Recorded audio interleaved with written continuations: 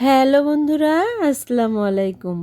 আশা করি আপনারা খুব ভালো আছেন।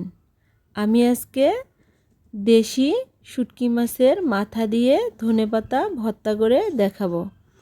এজন্য আমি কিছু দেশি শুটকি মাছের মাথা নিয়েছি আর নিয়েছি ধনেপাতা।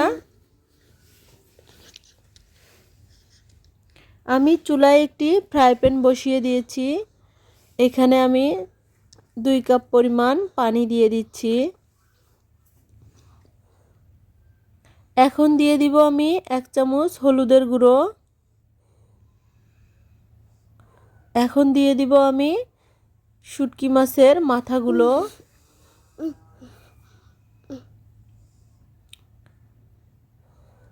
এখন দিয়ে দিচ্ছি 1 চামচ লবণ। এখন দিয়ে দিব আমি ধনেপাতাগুলো। এখন দিচ্ছি আমি রসুনের পাতা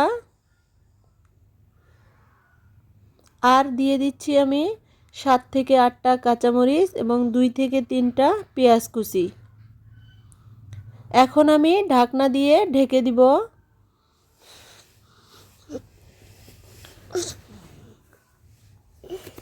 ঢাকনাটা তুলে নিচ্ছি।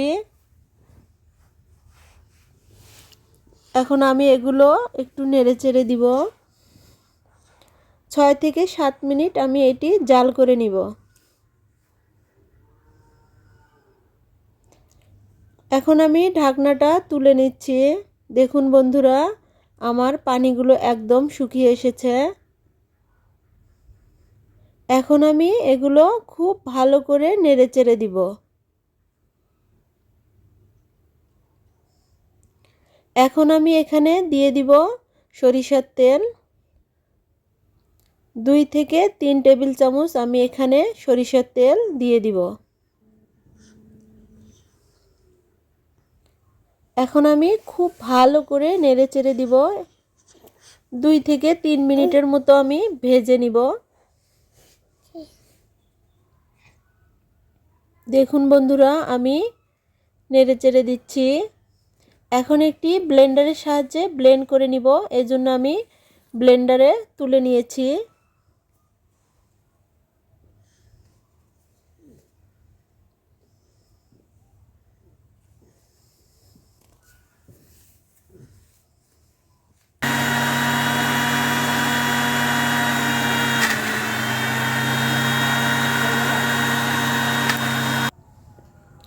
আমার ব্লেন্ড করা হয়ে গিয়েছে। দেখুন বন্ধুরা, কত সুন্দরভাবে ভর্তা হয়ে গিয়েছে।